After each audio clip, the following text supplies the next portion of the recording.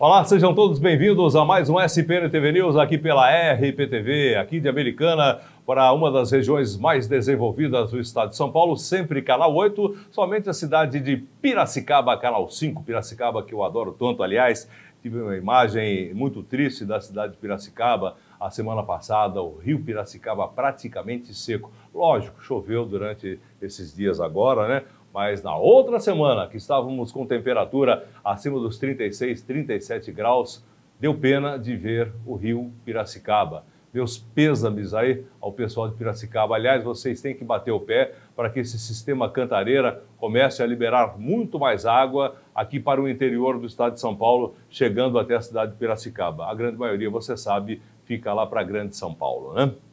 Que pena. Bom, pessoal, vamos lá então. Como sempre, toda sexta-feira a gente faz um resumo aqui dos assuntos mais importantes que aconteceram durante a semana recheada. A gente vai começar aqui da nossa cidade a respeito da linguagem de Libras, que já foi institucionalizada aqui na Câmara Municipal de Americana. Daqui a pouquinho. A gente vai falar também a respeito do assassinato daquela menina, da morte daquela menina lá no Rio de Janeiro. Vamos falar também a respeito do bate-boca que teve entre o Lacombe e a Silvia Popovic, sobre esse assunto exatamente da garota e se o tiro veio da polícia, se o tiro veio dos traficantes. A gente vai falar sobre esse assunto também. Vamos mostrar também o discurso do presidente Bolsonaro lá na ONU. Muita gente aplaudiu, como eu. Muita gente achou que não, obviamente a gente respeita.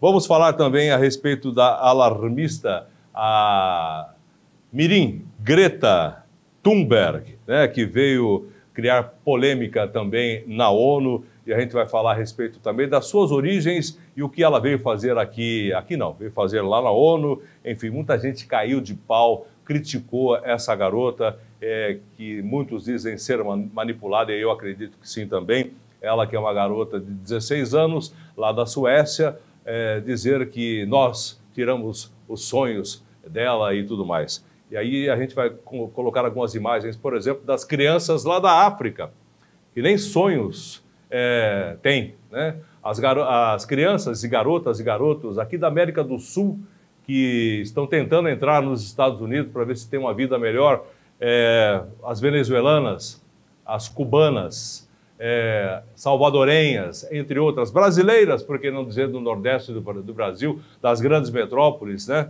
Tudo isso a gente vai tentar englobar para você entender um pouco mais essa história. Temos aqui também um vídeo do mercadante que estava tentando dar uma carteirada lá em Portugal, tomou uma vaia fenomenal, né?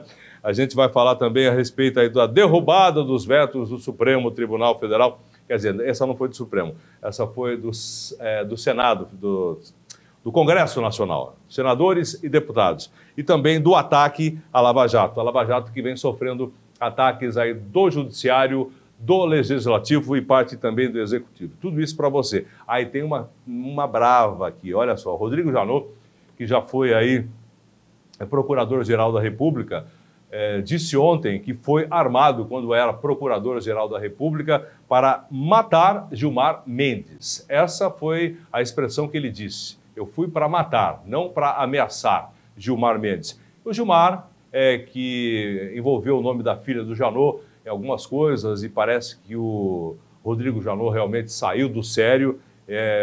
Muito pesada essa história aí do Janot, que disse que foi armado ao Supremo Tribunal Federal para assassinar, para matar o Gilmar Mendes. Olha só o nível que estamos aqui na República do Brasil.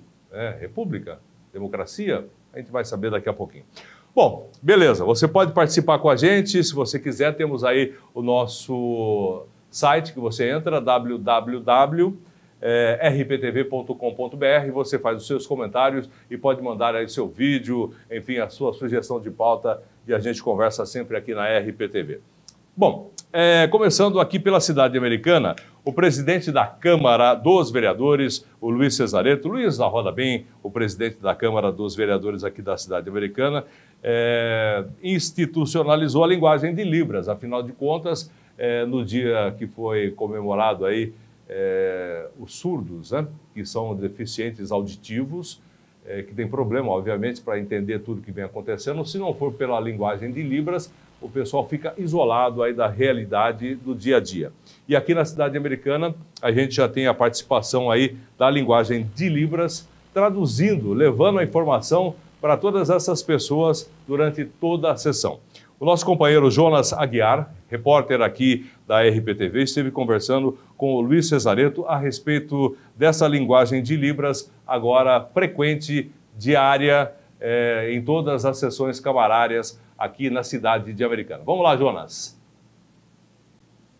Olá pessoal, estamos aqui na Câmara Municipal de Americana e hoje mais uma sessão ordinária. Estou aqui com o presidente da Câmara Municipal, Luiz da Roda Bem, e pergunto a você, presidente, qual a importância hoje da primeira sessão em Libras? Veja bem, Jonas, para mim é uma honra poder estar à frente do Poder Legislativo hoje e iniciar, hoje que é o Dia Nacional do Surdo, as pessoas com deficiência auditiva, começar a transmissão das nossas sessões, seja ela ordinária, seja ela de comemorativa, qualquer tipo de sessão hoje, a partir de hoje, será transmitido em Libras. Veja, Jonas, vale ressaltar também que nós temos dois projetos voltados para a inclusão. Um deles é que toda a Câmara Municipal, pelo menos 5% dos concursados teriam que ter o treinamentos em Libras. E já foi feito e hoje será entregue também o certificado das pessoas treinadas da Câmara Municipal, para qualquer pessoa com deficiência auditiva possa vir à Câmara, possa expressar a sua opinião, possa ser atendido dignamente.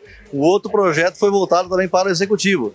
Todo o departamento da Câmara Municipal, do Poder Executivo, da Prefeitura Municipal, também terá que ter 5% dos funcionários treinados em Libras. Seja DAE, seja Hospital Municipal, seja Guarda, seja Secretaria de Obras, qualquer departamento tem que ter uma pessoa para que possa recepcionar essa parte da sociedade, seres humanos que nem nós, que tem uma deficiência auditiva e que seja atendido dignamente. Então isso para mim é uma honra, todos nós vereadores fazemos parte desse processo, todos os vereadores aprovaram isso, e hoje temos o prazer de iniciar a transmissão em Libras da nossa sessão. É uma oportunidade para os deficientes auditivos hoje, também pela TV Câmara, acompanhar a sessão. Seja pela TV Câmara, seja pela internet, YouTube, Facebook, qualquer tipo de transmissão, as pessoas com deficiência auditiva terão a oportunidade de ver o que está sendo votado, do que está sendo expressado, até para que quando elas forem à urna escolherem os seus candidatos, elas fazem parte com uma certa segurança do que estão fazendo, sintam-se dignamente representadas, sintam-se dignamente envolvida com o Poder Legislativo. Isso eu quero, Jonas, vale ressaltar, com toda a sociedade. Aqui fica meu convite para você que está nos ouvindo, vendo, faça parte da Câmara Municipal, venha aqui, dê a sua opinião, construa uma cidade melhor, construa uma Americana melhor.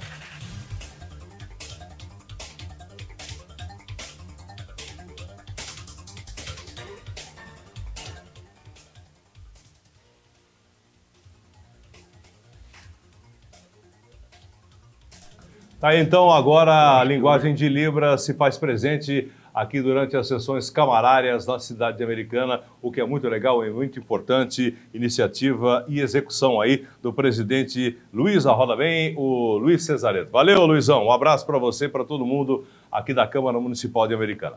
Bom, entre as polêmicas da semana, tivemos aí, obviamente, aquela garota que morreu lá no Rio de Janeiro, vítima de uma bala perdida, e automaticamente grande parte da imprensa já acusou aí os policiais. Os próprios moradores direto para os policiais.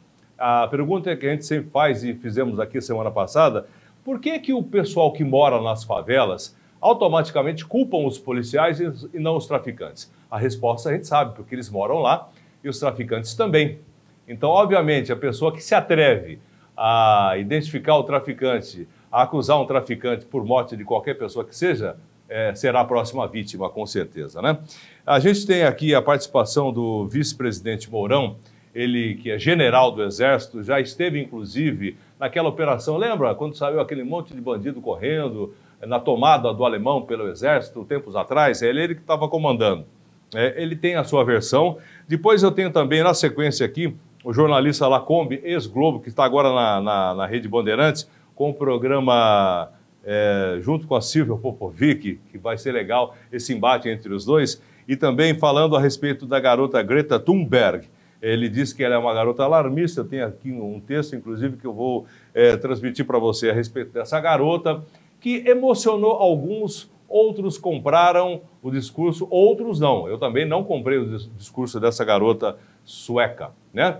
E a gente vou tentar explicar para você o porquê da minha opinião. Você concorda se você quiser ou não. Somos livres para isso. A democracia faz parte aqui do programa. Vamos lá então com a participação Na época ele estava como presidente da República, já que o presidente Bolsonaro estava em Nova York.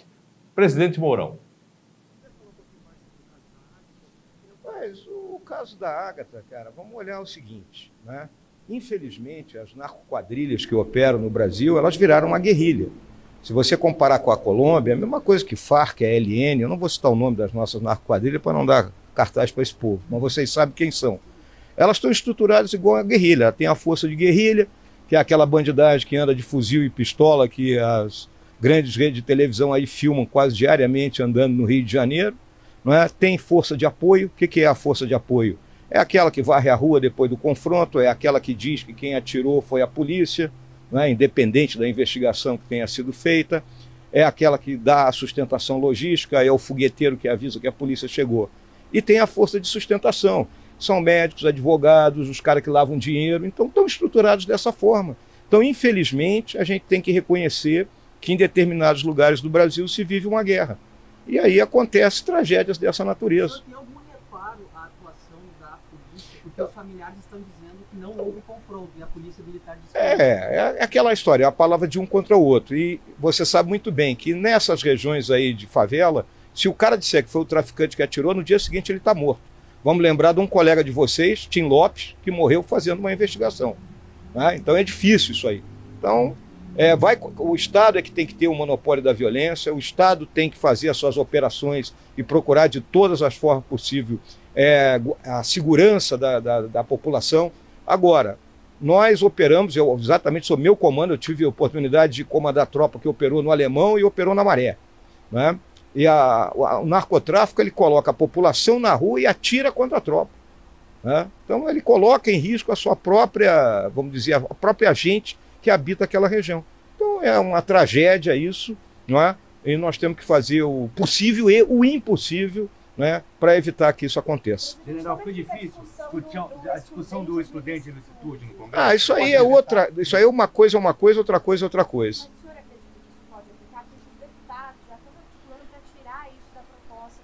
Olha, o presidente Rodrigo Maia também disse que pode. Isso aí tem que ser discutido no Congresso, né? Eu não tenho as contas disso aí. Quem faz esse trabalho de articulação é o ministro Ramos, isso não passa por mim, né? Então eu não posso te dar uma resposta, vai passar, não vai passar. Óbvio que dentro, né, de um clima, vamos dizer assim, de emoção, como está, né, pode prejudicar.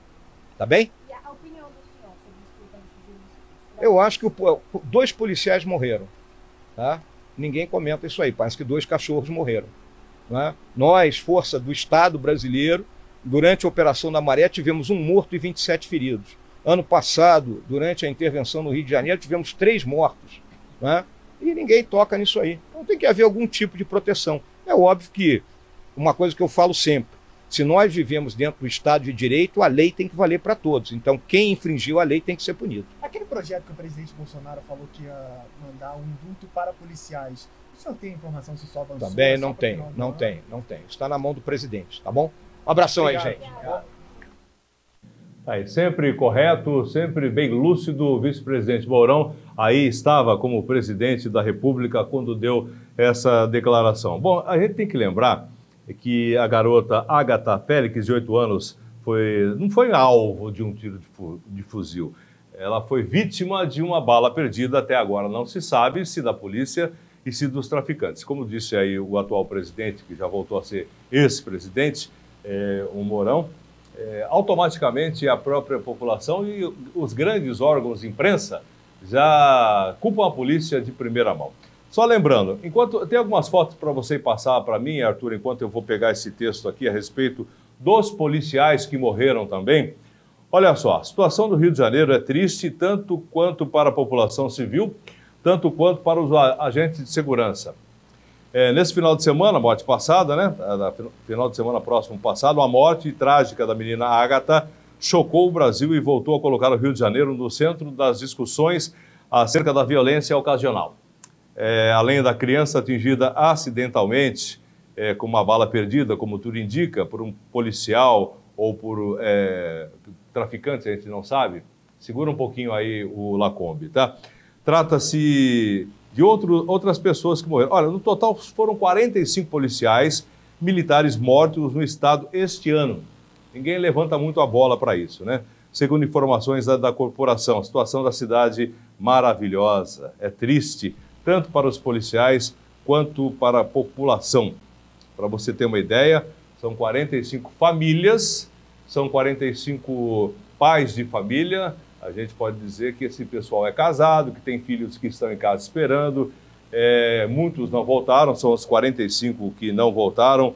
Enfim, o pessoal que combate o crime, o pessoal que tenta dar uma segurança para a população do Rio de Janeiro é praticamente esquecido pelos grandes meios de comunicação. A gente lembra aqui do interior do estado de São Paulo.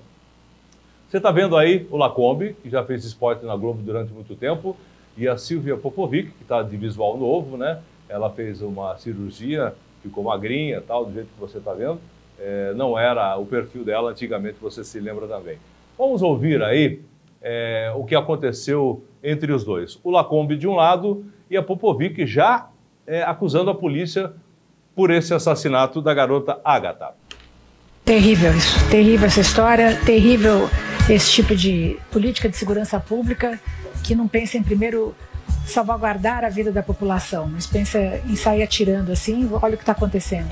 Triste mesmo, realmente lamentável. Olha, os pais da Ágata vão prestar depoimento hoje, acho ainda um pouco precipitado a gente dizer, né, o que aconteceu. Isso vai ser feito uma perícia, agora eu vejo as pessoas se voltando contra o trabalho da polícia, e eu me lembro lá que no início da minha carreira, década de 80, Leonel Brizola era o governador, ele proibiu a polícia de subir os morros, de entrar nas comunidades do Rio. E o que a gente viu foi um fortalecimento do tráfico de drogas. O tráfico de drogas ganhou uma força inacreditável. Então, a polícia tem que atuar com todo o cuidado para preservar a vida de inocentes, principalmente a vida de inocentes. Agora, a polícia não pode deixar de atuar nas comunidades, de maneira nenhuma. Os traficantes estão nessas comunidades exatamente porque ali eles estão protegidos, eles estão encastelados, protegidos por pessoas inocentes. Então é muito complicado a gente acusar sempre a polícia. A polícia do Rio tem trabalhado... Eu não estou acusando a polícia, não. Estou acusando a política de segurança pública que autoriza a polícia a atirar na cabecinha, como disse o governador. Então que há uma política agressiva, né, por parte do governo de sair matando quem estiver no caminho, acontece esse tipo de desgraça. A gente não sabe se foi realmente a polícia. A gente sabe que os traficantes se protegem. Como acontece na Palestina, os palestinos se protegem, botam na linha de frente as mulheres e as crianças. Obviamente os traficantes se sentem protegidos nessas comunidades. Não sei. Eu quero esperar. Eu quero esperar a perícia. Eu não sou perito. Eu quero aguardar. Bom, eu acho que o Ministério Público vai apurar, já está, aliás, apurando o caso. E essa história, para quem é carioca, admiro, você não está tão emocionado lá como não, eu fico mas realmente, para quem é carioca, quem é brasileiro, é uma vergonha o que aconteceu. É uma vergonha. Eu acho o seguinte, perder uma menina com aquela 8 aninhos de idade, sabe, de bala atirada assim, porque a polícia está realmente excitada no sentido de coibir a violência. Mas não é assim, Silvia, que se coíbe violência. Tem políticas um pouco mais complexas, que tem inteligência, que tem estratégia, mas não sai atirando desse jeito, vai matando todo mundo. Mas você está dizendo de novo que foram os policiais que atiraram, como as pessoas estão dizendo. Vamos aguardar a perícia. Né? Durante 15 anos da minha carreira, nos meus primeiros 15 anos de carreira, eu fui um repórter de polícia. Eu cansei de subir favela, entrar em favela do Rio. Você vê a discussão e a colocação enfática da Silvia Popovic, já sem saber aí do resultado da perícia, já acusando os policiais.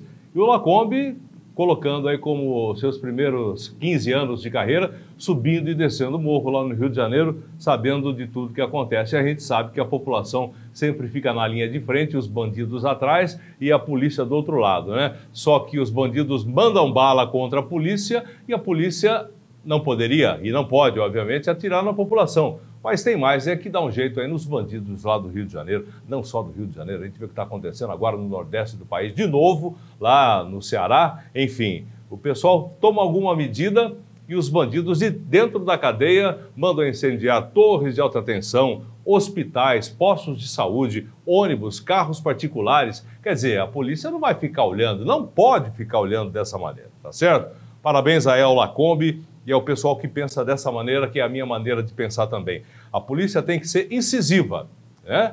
Obviamente, respeitando o direito, né, das pessoas que lá moram. Mas os traficantes não pensam nisso. Você não tem a dúvida disso, que eles colocam as pessoas na frente. Inclusive, a gente tem relatos de traficantes que atiram na própria população para que a polícia venha socorrer enquanto dá tempo para eles fugirem no meio da mata, entre as vielas e tudo mais. É verdade ou não é? Você já ouviu falar nisso? Eu acredito que sim. Bom, mudando de assunto, mas falando também sobre polêmica, né? Programa polêmico, a gente tem que falar sobre as coisas que estão acontecendo.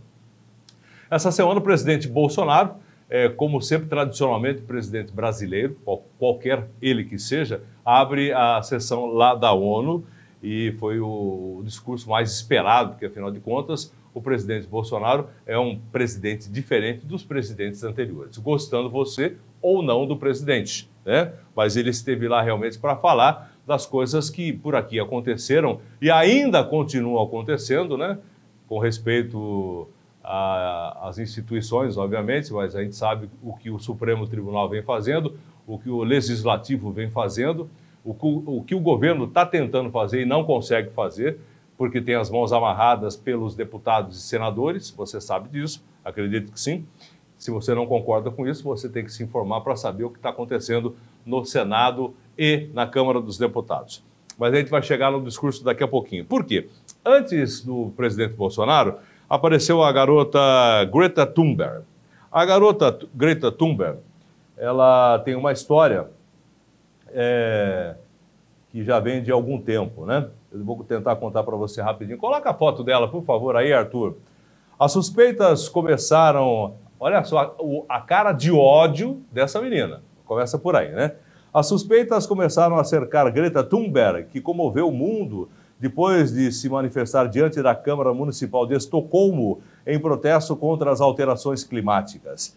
Desde os lobbies das energias renováveis até o livro que sua mãe, vegana repentina, colocou à venda em apenas 7 dias. Essa jovem sueca está a ser vista de outra maneira, né? Depois de ter cruzado o Oceano Atlântico a bordo de um veleiro de forma a não deixar rastro de carbono, que durou 14 dias para participar da primeira alteração climática da ONU, a Greta Thunberg está agora a ser apontada por ocultar toda a verdade sobre o lucro que ela e sua família oferem por parte de empresas com interesses econômicos.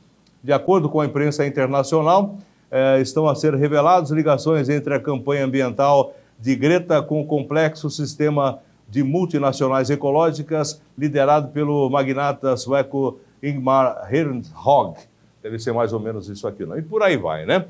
Agora o detalhe, a respeito dessa viagem dela dos 14 dias, tudo bem, ela deixou aí, não deixou suas pegadas de carbono. Mas se for por aí, 2 pessoas vieram de avião, que retornaram com o veleiro que ela veio de lá para cá. Então, nessa jogada de marketing, ela já não se deu muito bem, porque foi o dobro, né? São 2 pessoas que vieram até os Estados Unidos e voltaram com o veleiro lá para a Suécia. Entre outras coisas que por aí aconteceu. Fez um discurso inflamado, dizendo que nós roubamos o sonho. E aí a pergunta que vem é o seguinte, e as crianças da África? A gente tem algumas imagens que eu acho que nem separei, né? E tão chocante, das crianças que estão morrendo de fome. Lembra do Live Aid, onde os artistas se reuniram com Bob Geldof, entre outros, para levar alimentos para o pessoal da Etiópia? Lembra? Tempos atrás? Se você não lembra, procura aí em algum lugar que você vai lembrar também. Entre outras coisas que vem acontecendo na África. Aqui, na Venezuela, aqui no Brasil, aqui no estado de São Paulo, na cidade de São Paulo, no Rio de Janeiro, a gente vê aí as crianças morrendo de fome, crianças entregues ao tráfico de drogas, crianças entregues aí à prostituição e crianças que nem sabem direito o que é sonhar na vida, porque só sonha quem tem o estômago cheio, né? Dorme de barriga cheia, não dorme de barriga vazia e por aí vai. Então essa foi uma das polêmicas também. Tenho aqui outras colocações a respeito dessa garota, que tem aí 2 lados.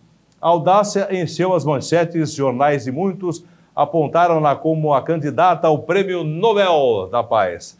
Vem aí o Prêmio Nobel da Paz, não se expande, apesar que tanta gente já ganhou esse Nobel da Paz, que também já perdeu aí a sua importância. Até o Arafat já ganhou, né? Nada contra os palestinos, muito pelo contrário. Mas né, a gente sabe que não era bem por aí que estava se imaginando a paz. E por aí vai. Essa é a história da Greta. Eu tenho mais algum vídeo a respeito dela aí? Arthur, não, né? Não tenho, né? Então tá certo. Como é que estamos de tempo? Vamos para o intervalo, é isso? Tá certo. Vamos para o intervalo comercial. A gente já falou da Greta. Vamos falar agora na volta do Bolsonaro, colocar um pouco do discurso do presidente Bolsonaro lá na ONU, né? Muita gente bateu aí os tamancos, né? Muita gente aplaudiu, inclusive eu estou aplaudindo até hoje. Afinal de contas, ele foi lá e contou todas as mazelas que aconteceram durante muito tempo aqui no Brasil, totalmente diferente de outros presidentes que o pessoal até dormia enquanto o pessoal discursava. Lá, o pessoal ficou totalmente ligado, falou antes do presidente Donald Trump, que é uma prerrogativa que o pessoal da ONU dá aos brasileiros desde 1946, quando Oswaldo Aranha fez aí o seu primeiro pronunciamento nas Nações Unidas, ok? Vamos para o rápido intervalo? A gente volta já, vou tomar um cafezinho Ibiporá, é bom você experimentar, café 100% natural. Este sim é orgânico, não tem uma gota de agrotóxico. É um café cultivado a mais de 1.200 metros de altitude aqui nas montanhas de Minas. Café Ibiporá, é bom você experimentar.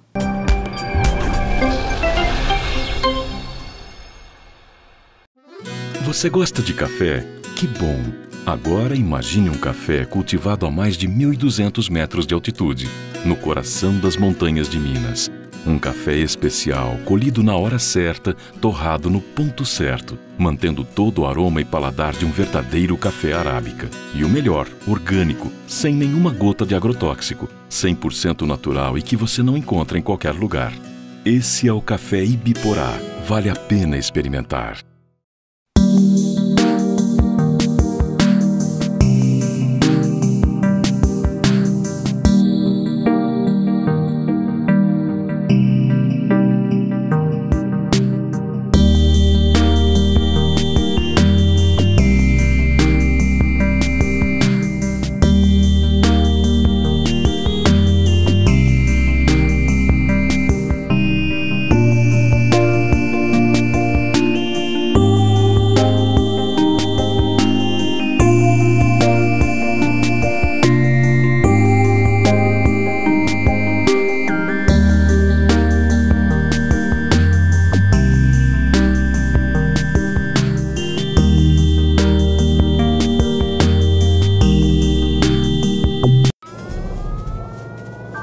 Há mais de 40 anos, um grupo de médicos criou uma organização de emergência médico-humanitária capaz de oferecer ajuda às pessoas em meio a desastres naturais, epidemias ou guerras, atendendo os mais necessitados sem se importar com raça, religião ou ideologia. Hoje, Médicos Sem Fronteiras envia equipes totalmente preparadas para responder a emergências por todo o mundo. Nossos profissionais são financiados por pessoas como você e eu. Conheça-nos, participe, apoie, porque juntos chegamos mais longe.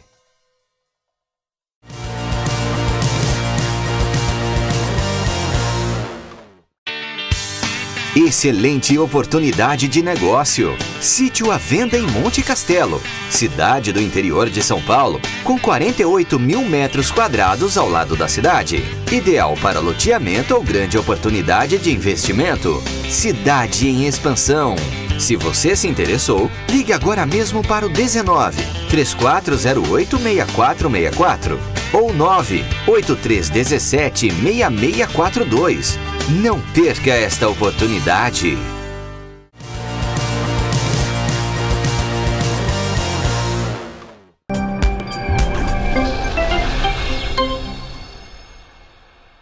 Ok, estamos de volta aqui pela RPTV com Sociedade, Política e Negócio. Vamos mudar de câmera um pouco, Arthur. Vou falar de olho nos olhos aí dos nossos telespectadores, pessoal que está curtindo a gente pelo canal 8 da NET para toda a região e também canal 5 para a cidade de Piracicaba e também pelas redes sociais através do Facebook, YouTube e por aí vai, né? Bom, o presidente Jair Bolsonaro chegou a Nova York. Temos aí o começo da chegada do presidente a Nova York, Arthur? Então vamos lá. O presidente Jair Bolsonaro chegando a Nova York, né? A gentileza da Carla Zambelli, deputada, que nos ajuda aqui com o programa, a imagem da TV Brasil. Presidente com a primeira-dama, Michele Bolsonaro. Ele que está se recompondo da 4ª cirurgia que sofreu depois do atentado em setembro do ano passado, quando ainda era candidato à presidência da República, chegando a Nova York para discursar na abertura da Assembleia Geral da ONU, que finalmente o Brasil está sendo representado aí pelo menos por 67 milhões de brasileiros, né? A gente já teve aí outras oportunidades de ver o presidente. Vamos ouvir.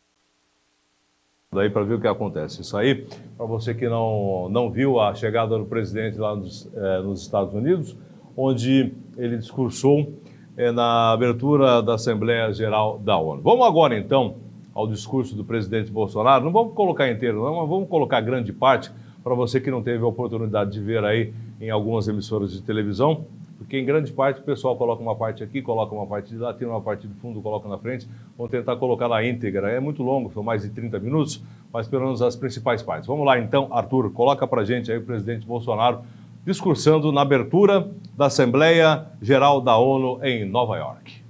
Estamos prontos também para iniciar nosso processo de adesão à Organização para a Cooperação de Desenvolvimento Econômico, OCDE. Já estamos adiantados, adotando as práticas mundiais mais elevadas em todos os terrenos, desde a regulação financeira até a proteção ambiental. Senhorita Isani Calapalo, indígena aqui presente do Brasil, agora vamos falar de Amazônia. Em primeiro lugar, meu governo tem o compromisso solene com a preservação do meio ambiente e do desenvolvimento sustentável em benefício do Brasil.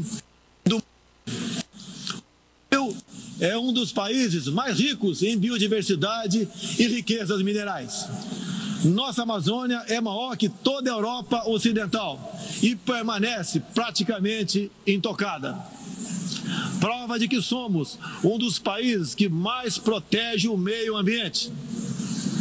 Nessa época do ano, o clima seco e os ventos favorecem queimadas espontâneas e também as criminosas. Vale ressaltar que existem queimadas praticadas por índios e populações locais, como parte de sua respectiva cultura e forma de sobrevivência. Problemas qualquer país os tem. Contudo, os ataques sensacionalistas que sofremos por grande parte da mídia internacional, devido aos focos de incêndio na Amazônia, despertaram nosso sentimento patriótico. É uma falácia dizer que a Amazônia é patrimônio da humanidade e um equívoco, como atestam os cientistas, afirmar que a Amazônia, a nossa floresta, é o pulmão do mundo. Valendo-se dessas falácias, um ou outro país, em vez de ajudar, embarcou nas mentiras da mídia e se portou de forma desrespeitosa com espírito colonialista. Questionaram aquilo que nos é mais sagrado, a nossa soberania. Um deles, por ocasião do encontro do G7, ousou sugerir aplicar sanções ao Brasil sem sequer nos ouvir. Agradeço àqueles que não aceitaram levar adiante essa absurda proposta. Em especial, o presidente Donald Trump, que bem sintetizou o espírito que deve reinar entre os países da ONU: respeito à liberdade e à soberania de cada um de nós.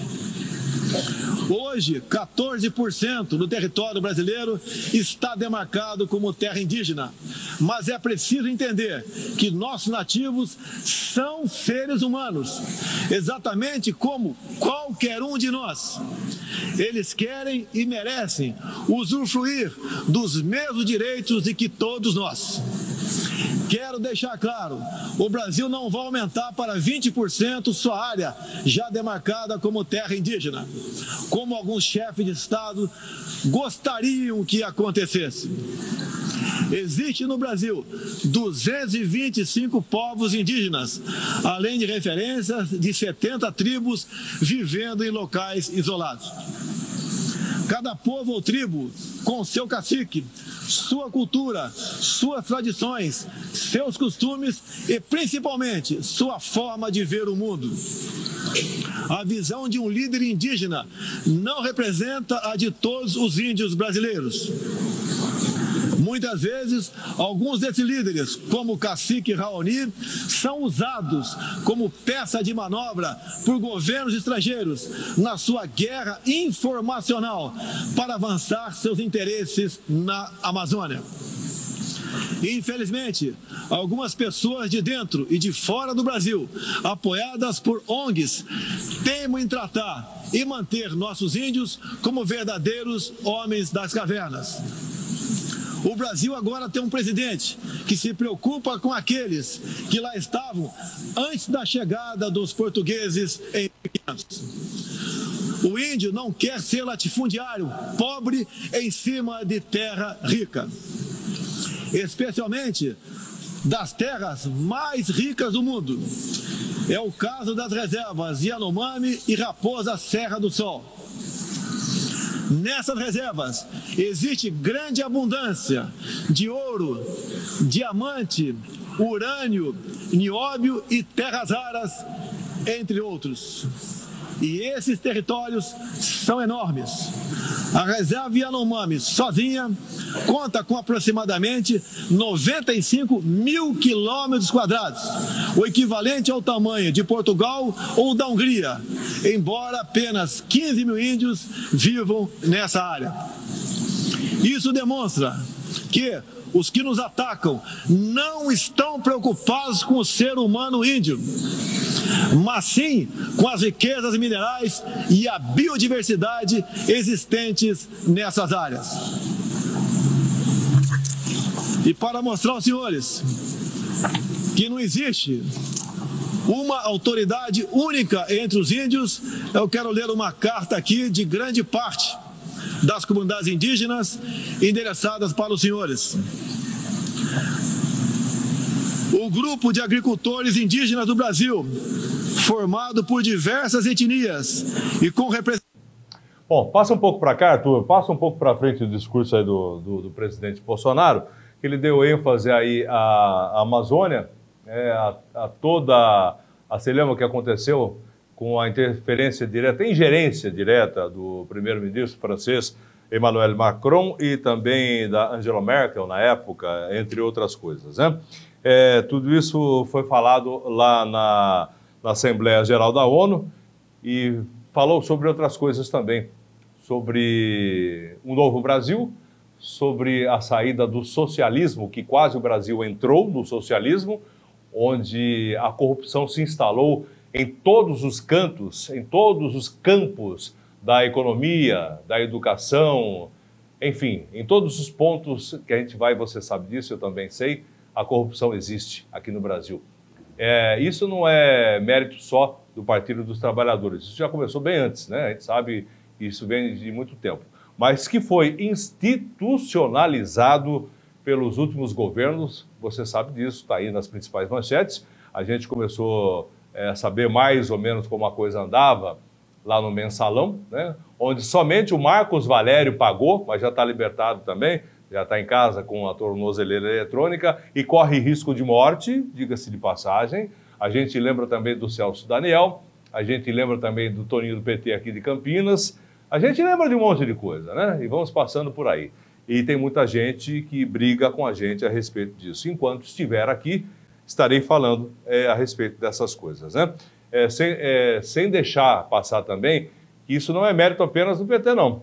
Tem muita gente do PSDB envolvida nessa história, tem muita gente do PMDB, velho PMDB envolvido nessa história, e dos outros partidos nanicos, né? Do Centrão, que a gente sabe onde há o governo eles estão. Independe se é direita, se é esquerda, de qualquer maneira, né? Porque até então rolava uma propina, rolava uma troca de favores, se é que me entendem, né? Mais ou menos esse tipo de coisa. Pelo menos até agora, são 9 meses do governo Bolsonaro, encerrando agora em setembro. Hoje é dia 27 de setembro. Eu não tenho nenhuma informação. Estou na Rádio Notícia há mais de 30 anos, no Jornal da Notícia, sempre a partir das 6h30 da manhã. É um jornalismo tradicional aqui da cidade americana, com Walter Bartels, com o Clóvis Magalhães, enfim, grandes nomes já passaram por lá também. E a gente continua firme e forte. Tive a oportunidade também de trabalhar em outras emissoras de São Paulo, que a gente sabe como a coisa acontece. Eu não ouvi nenhuma denúncia de corrupção. Outras denúncias a gente sabe o que acontece, pelo menos agora envolvendo o governo Bolsonaro, diretamente. A gente sabe que os filhos estão atrapalhando, sim. Tem história do Flávio que tem que ser resolvida, né? Se tiver errado, tem que pagar, a história do Queiroz, esse tipo de coisa. A gente sabe que tem envolvimento. Os filhos estão mais atrapalhando do que ajudando o governo.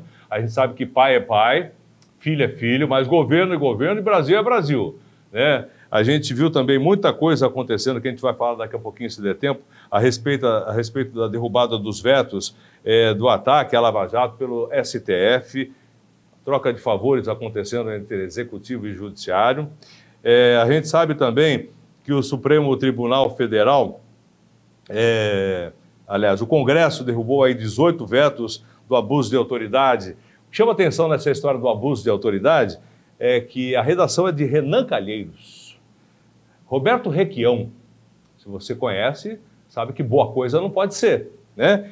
E como, de repente, isso está acontecendo, né? A gente viu aí esse ataque à Lava Jato partindo do próprio STF, entre outras coisas que estão acontecendo por aí, ok? Vamos passar um pouquinho mais a respeito do discurso do presidente Bolsonaro, do meio para o fim agora, Arthur? Vamos lá. A discriminação e a violência contra missionários e minorias religiosas em diferentes regiões do mundo. Por isso, apoiamos a criação do Dia Internacional em memória das vítimas de atos de violência baseados em religião ou crença. Nessa data, recordaremos anualmente aqueles que sofrem as consequências nefastas da perseguição religiosa. É inadmissível que em pleno século XXI, com tantos instrumentos, tratados e organismos, com a finalidade de resguardar direitos de todo tipo e de toda sorte, ainda haja milhões de cristãos e pessoas de outras religiões que perdem sua vida ou sua liberdade em razão de sua fé. A devoção do Brasil à causa da paz se comprova pelo sólido histórico de contribuições para as missões da ONU. Há 70 anos, o Brasil tem dado contribuição efetiva para as operações de manutenção da paz das Nações Unidas. Apoiamos todos os esforços para que essas missões se tornem mais efetivas e tragam benefícios reais e concretos para os países que as recebem.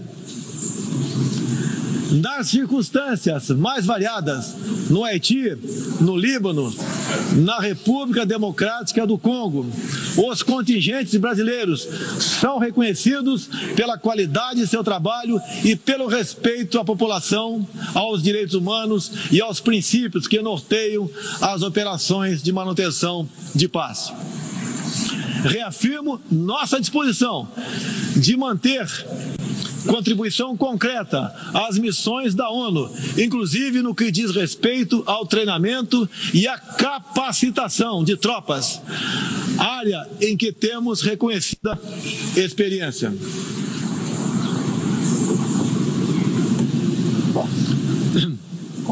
Ao longo deste ano, estabelecemos uma ampla agenda internacional com o intuito de resgatar o papel do Brasil no cenário mundial e retomar as relações com importantes parceiros. Em janeiro, estivemos em Davos, onde apresentamos nosso ambicioso programa de reformas para investidores de todo o mundo. Em março, visitamos Washington, onde lançamos uma parceria abrangente e ousada com o governo dos Estados Unidos em todas as áreas, com destaque para a coordenação política e para a cooperação econômica e militar. Ainda em março, estivemos no Chile, onde foi lançado o ProSul, importante iniciativa para garantir que a América do Sul se consolide como um espaço de democracia e de liberdade. Na sequência, visitamos Israel, onde identificamos inúmeras oportunidades de cooperação, em especial na área de tecnologia e segurança. Agradeço a Israel o apoio no combate aos recentes desastres ocorridos em meu país. Visitamos também um de nossos grandes parceiros no Cone Sul, a Argentina, com o presidente Maurício Macri e nossos sócios do Uruguai e do Paraguai, afastamos do Mercosul a ideologia e conquistamos importantes vitórias comerciais, ao concluir negociações que já se arrastavam por décadas. Ainda este ano, visitaremos importantes parceiros asiáticos, tanto no Extremo Oriente quanto no Oriente Médio.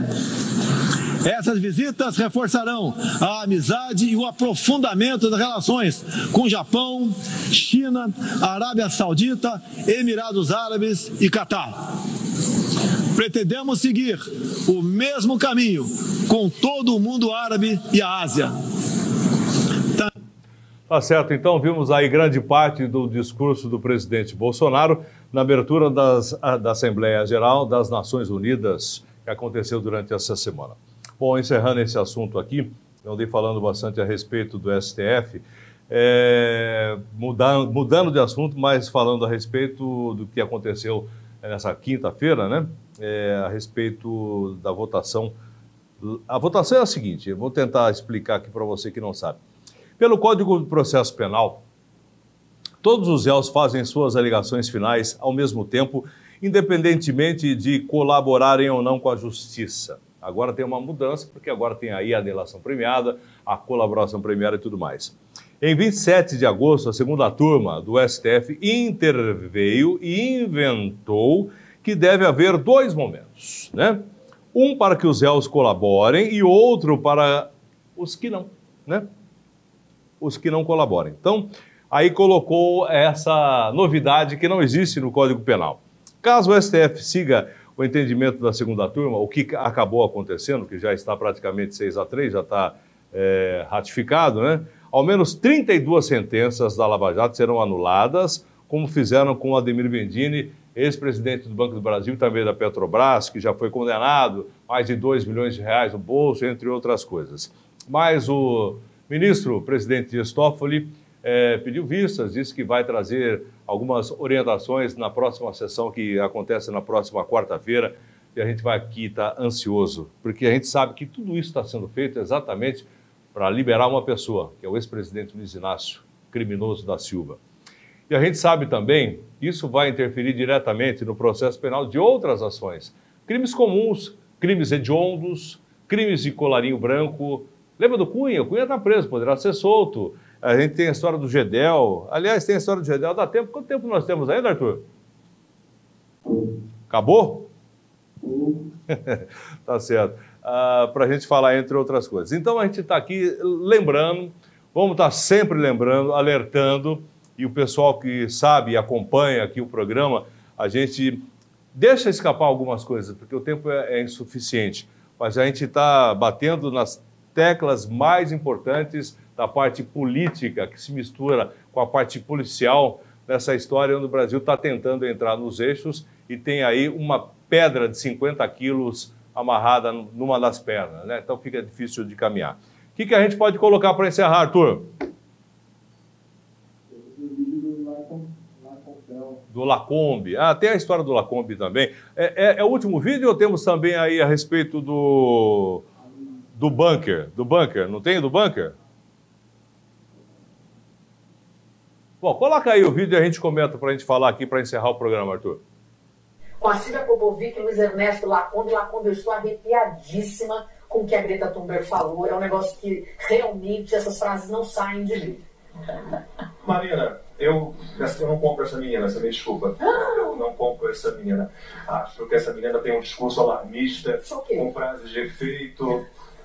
Eu tenho uma opinião diferente da sua.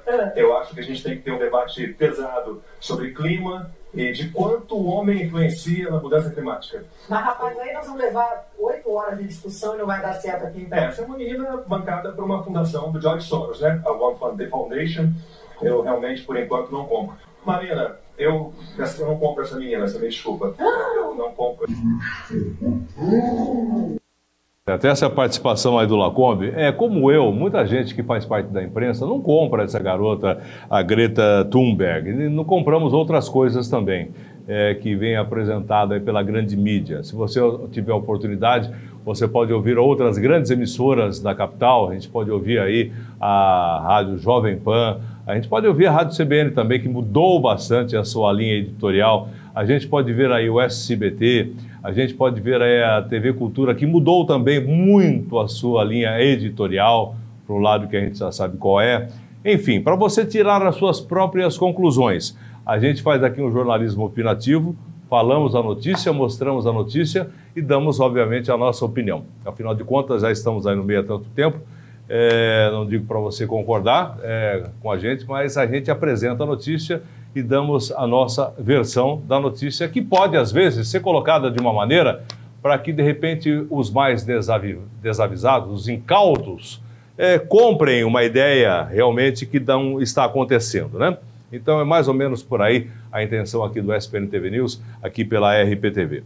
Eu quero agradecer aqui a participação do Jonas Aguiar, repórter aqui da RPTV, também do presidente da Câmara aqui dos Vereadores da Cidade Americana, Luiz Cesareto, ao Márcio, nosso diretor superintendente, que nos dá toda a liberdade de fazer aqui o programa, ao querido Arthur, que participa com a gente, diretor de televisão aqui da RPTV, do programa Sociedade, Política e Negócios, do Vinícius, o nosso pau para toda a obra aqui no SPN TV News, ok? E a sua participação direta toda sexta-feira. Esse programa vai ao ar sexta-feira, às 6 da tarde, também sábado, meio-dia e domingo, meio-dia. A sua participação, você pode mandar seu recado pela nossa página na internet, RPTV, ou então pelo nosso site www.rptv.com.br. Participe com a gente. Um ótimo final de semana para todo mundo. Vamos esperar que as coisas sejam mais tranquilas aí na próxima semana para esse nosso querido Brasil. Tchau e até lá.